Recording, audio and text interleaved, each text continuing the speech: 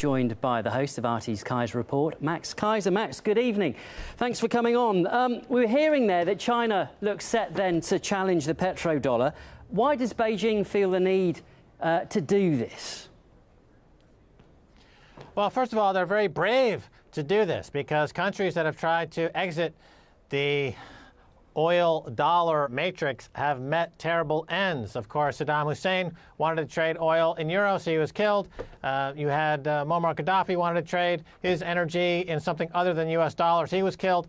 So the track record here is pretty dire. So kudos to China for taking this project on. And of course, they are rumored to be the big buyer in the Aramco offering of their state oil facilities coming down the pike. So this makes sense in a geopolitical sense in terms of you've got China and Russia and the Saudis are looking to escape the U.S. dollar hegemony.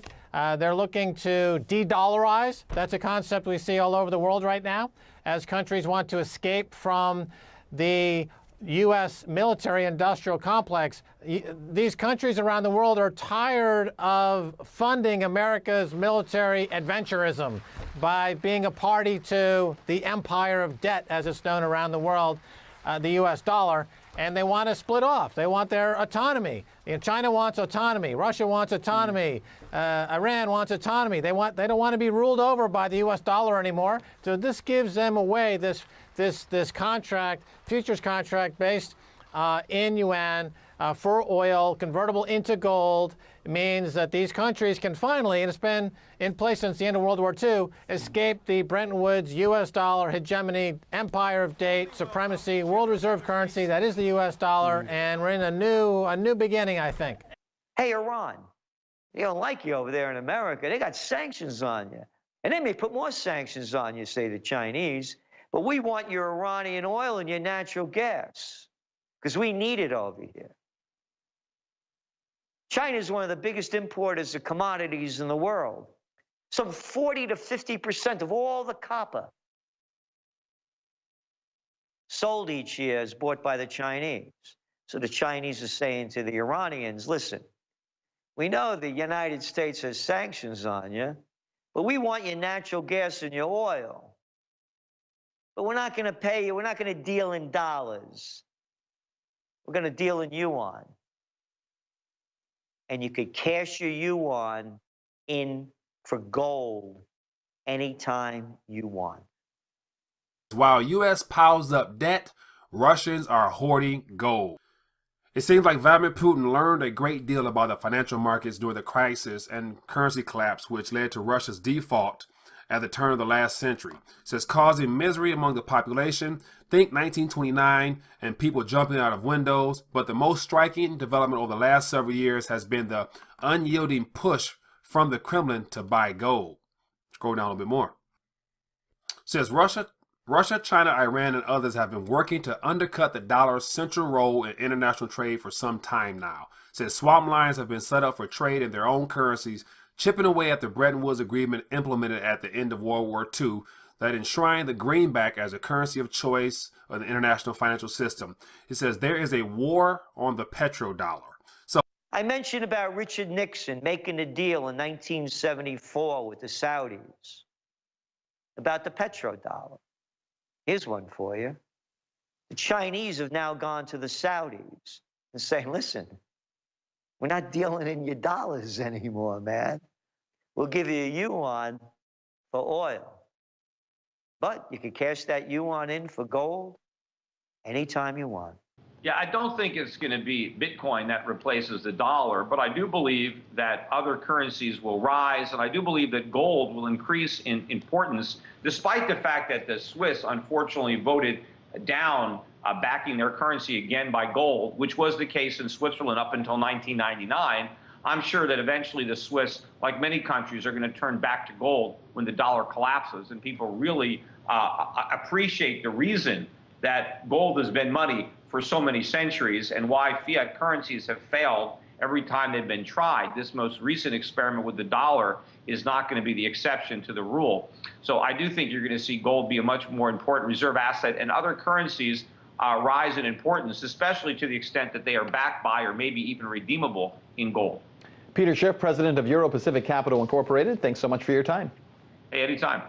The death of the petrodollar will be the death of the American economy, because what will happen is it will no longer allow the Federal Reserve banksters to print up all the money that they want to keep this Ponzi scheme going. And China may be the assassin of Mr. Ponzi. Is there anything then that the US can do about this? Because it's not going to be happy that it's going to lose the petrodollar. So how would you expect it to fight back?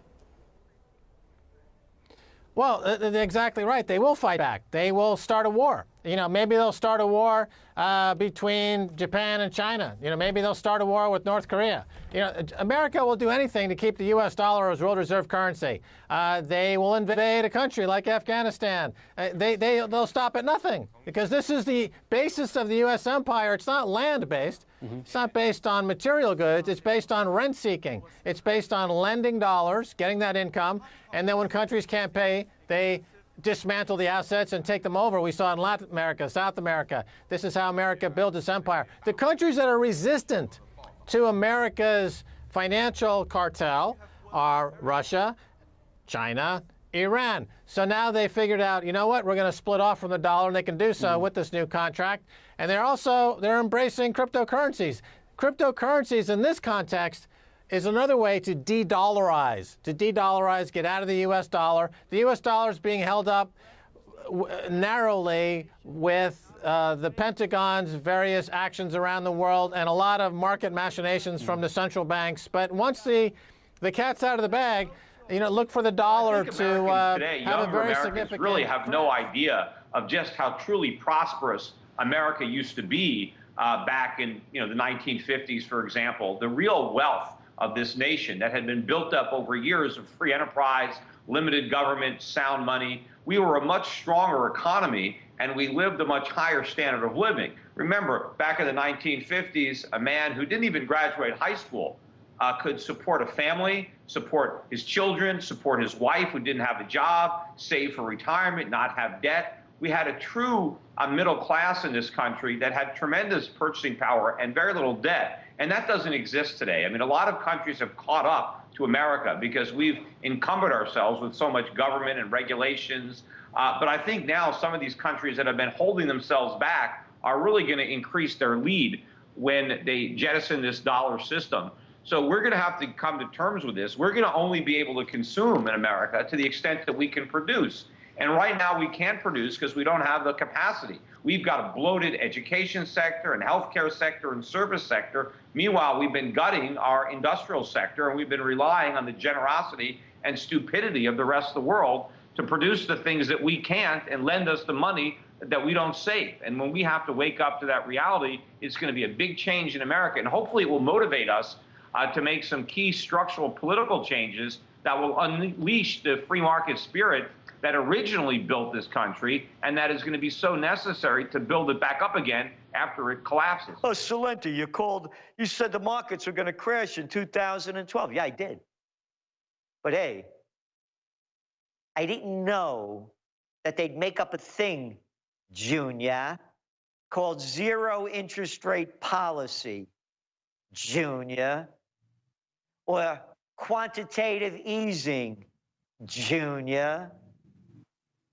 I didn't know that they would be giving tens of trillions of dollars to banks all over the world to bail them out, Junior, because they could print all the money that they want.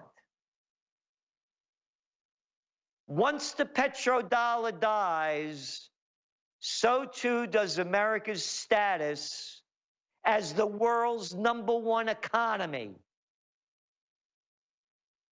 Okay, Houston, we've had a problem here. This is Houston. Say again, please.